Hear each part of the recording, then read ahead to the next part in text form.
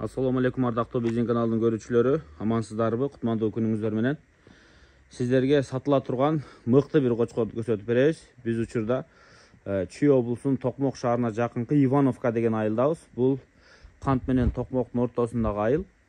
Ивановка айылына келдик элек. Бул жакта бир карыкебиздин чоң кочкору, анан мондай жаш коз кочкорлор, мындан кийин дагы жаш коз кочкорлору бар экен. Айтор линиясы менен эркек кочкорлорду көрсөтүп беребиз. Назар салып карап туруңуздар. Биринчи эле көрсөтүп турган кочкорубуз мондай гигант кочкор. Көрдүңүздөр, бою 1.6. Бул Абдулла Шариповдон чыккан, Абдулла Шариповдун короосунан чыккан экен. Золотой деген кочкорду билесиздерби? Ошонун түздөн түз баласы экен. Золотой өзү, Золотой деп айтып тургандай, өңү өтө ачык, светлый кочкор болгон. Анан азыр деле бар. Коңкосу чоң, бульдозер, вованыштардын башындай. Буюрса көрдүңүздөр, Андан эмесе карап туруңуздар, могу кочкорду бир сыйра тааныштырып коелу. Ушул жерде турат экен, бою 1.6, кулагы болсо 18 туугандар. Кулагы. Астына кичине тартып алың эле, астына. Кичине эле, болду. Болду. Мына. Кочкордун турушун көрдүңүздөрбү? Короздой турат экен, буттарынын жоондуктары, шыйрагы узун, бели узун, куйругун да көрүп коелу. Разрези четкий. Көрдүңүздөр? Чоң кочкордун куйругу ушундай чоң болот. Жашы канчада байке? 3 чыкты. 3,5 экен анда азыр,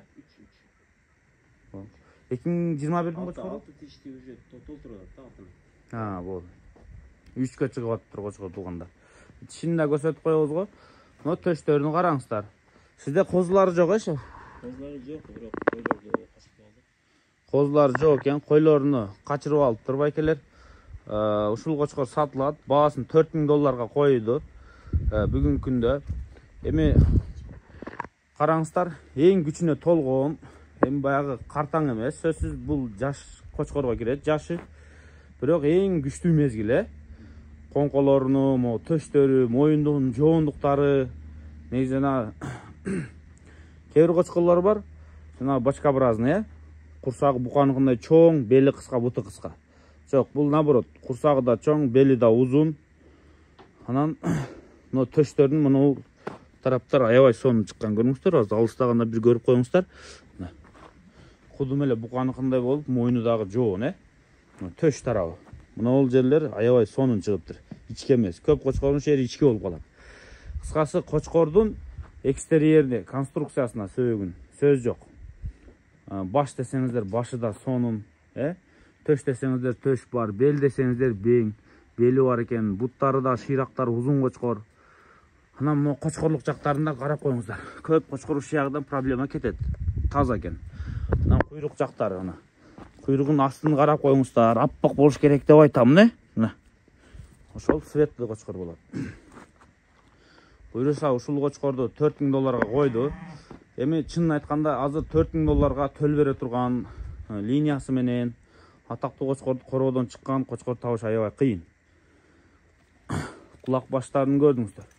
Эми Золотойдун көп эле тукумдарын көрдүк, неберелеринин балдары, түз балдары. Золотой эми ушул чистотага багытталган кочкор десек болот. Чистотасын аябай мыкты берет, светлый. Эми айтор ушул кочкордон ургач козуларды алып калсаңыздар, коңкосу чоң, бойлору узун, габариттери келишкен. Азыр ургач алганга баары ашыгып атпай, ургачы баа болуп атат. Ошондуктан ургач коз алганга сын аракет кылыңыздар. Баасын $4000 коюлду. Кошумча суроолор болсо, мына экран астындагы номерлерге чалып, ээсинен сурайсыздар, Тууту кандай, жегени кандай дегендейчи, кошумча өзүңүздөрдүн кызыккан сурооңуздар болсо, ээсине берсеңиздер болот. Биз сиздерге үстүрттөн бардык маалыматты бердик. Кочкорго менде сөз жок, кыскасы. Андан кийин мына жаш козуларды азыр бирден көрсөтөбүз. Булар адмиралдын линиясындагылар экен. Мындан кийин дагы 5-6 баш коз кочкорлор бар.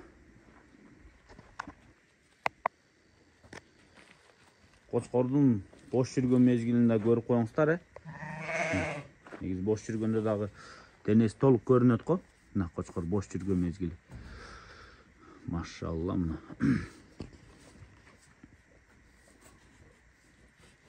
эч таразага коюп көргөн эмессиз байке? Салмагы билинбейт,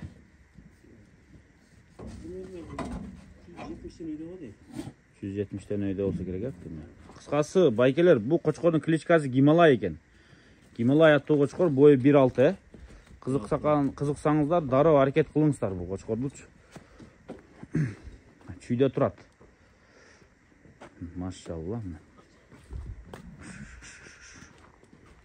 Сүзбейт байке киши. Сүзбейт, колго жоош кочкор экен.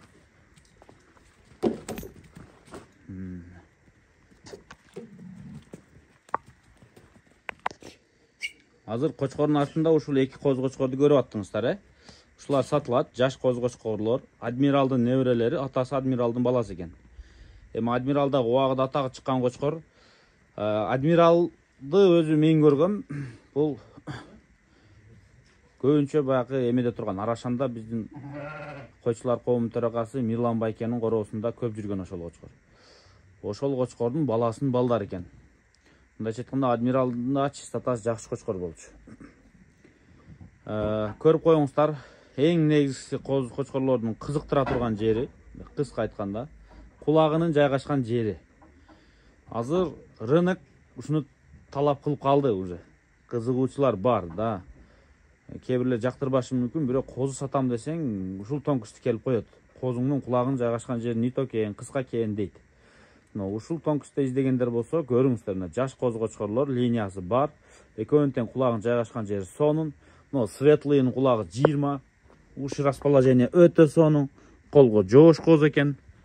Могунусу болсо габарити бир аз чоңураак, мунун кулагы 21, узун шалпан кулагы. Экөөнүн баасын 50 миңден койду. Да, коз кочкор үчүн андай мындай дешиңиздер мүмкүн, же кымбат же арзан дегендей. Кимдин портфели болсо, бош турган акчасы алып коюп коюңуздар. Бир-эки койго пробник кылып коюп көрүңүздөр, азыр болбосо ноябрь, октябрларда жарайт.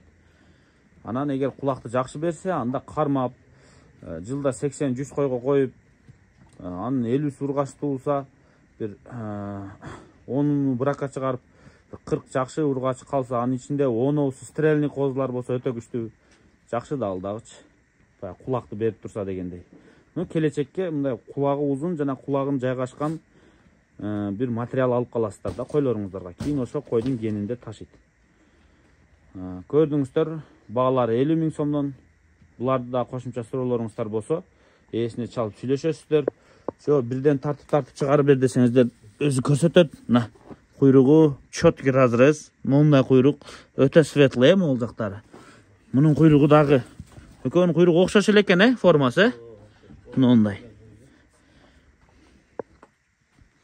Канча айлыктар байке примерно? Март. Ошондо апрель, май. Так, апрель, май, июнь, июль, август, сентябрь.